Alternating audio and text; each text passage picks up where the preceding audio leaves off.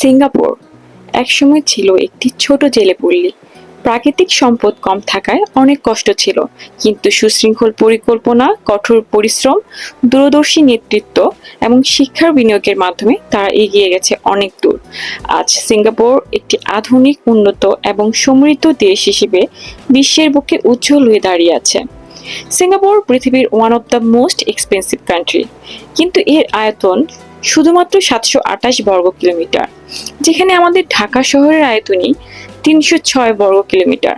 তাহলে এত ছোট একটা দেশ হওয়া সত্ত্বেও কিভাবে এত ডেভেলপ এবং পাওয়ারফুল হওয়া সম্ভব? কি এমন আছে এখানে? এইসব প্রশ্নের উত্তর জানতে আমাদের সাথে থাকুন। আর আমার চ্যানেলে যদি নতুন হয়ে থাকেন অবশ্যই সাবস্ক্রাইব করে দিবেন। তাহলে চলুন ভিডিওটি শুরু করা যাক।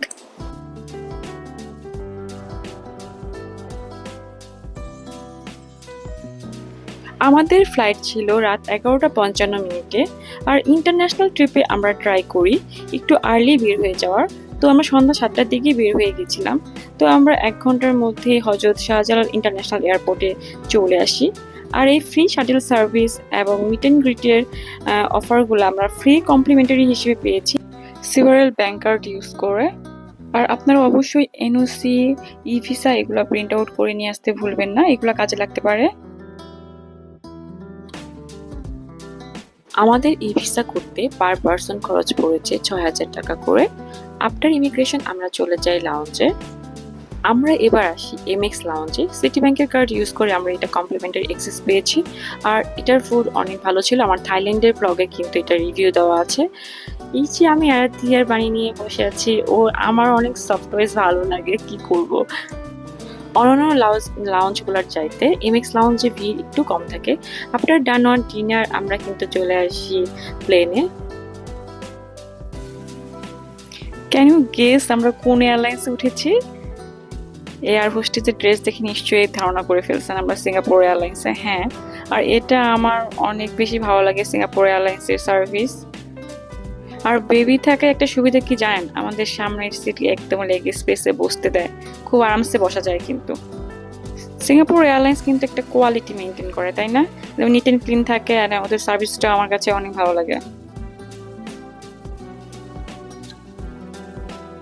আর প্লেনের ভাড়া নিয়ে বলতেছি, আপনারা যদি ১-২ মাস আগেই কেটে ফেলেন তো ৪৫ থেকে ৫৫ হাজার টাকার মধ্যে কেটে ফেলতে পারবেন।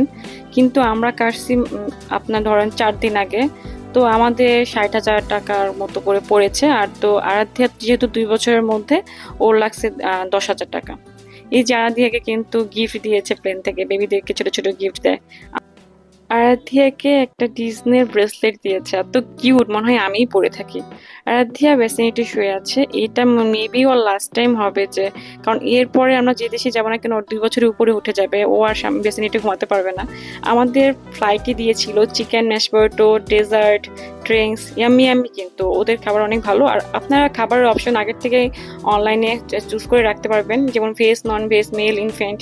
তো আমি কিন্তু আমার বেবির জন্য ইনফ্যান্ট মেল আগে থেকে চুজ করে রাখি। ওরা হিঞ্জের কিছু খাবার দিয়ে দেয়, ওটা আমি প্যাক করে বাসায় নিয়ে যাই। দেখতে দেখতে আমাদের ৪ ঘন্টার ফ্লাইট শেষ হয়ে যায়। আমরা চলে আসি পৃথিবীর সবচেয়ে সুন্দর এয়ারপোর্টগুলোর মধ্যে একটি, চাঙ্গি এয়ারপোর্টে। সিঙ্গাপুর এয়ারপোর্ট কিন্তু আপনার আইটিনারিতে অবশ্যই রাখা উচিত।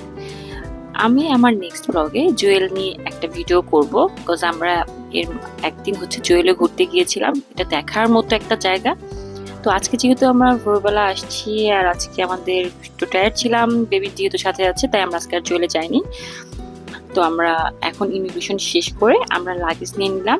আর আপনারা এক টার্মিনাল থেকে আরেক টার্মিনালে যাওয়ার জন্য স্কাই ট্রেন ইউজ করতে পারেন। এটা এয়ারপোর্টের বাইরের দিক দিয়ে ঘুরে ঘুরে যায়, দেন এয়ারপোর্টে আসে। এরপর আমরা গ্র্যাব কল করলাম। আপনারা এয়ারপোর্ট রোড থেকে বের হলেই দেখবেন ট্যাক্সি স্ট্যান্ড আছে, খুব সহজেই এখান থেকে রেন্ট করতে পারবেন। আর আমাদের হোটেল ছিল জালান বাসারে। আমাদের ট্যাক্সি রেন্ট লেগেছে ২৫ KCD।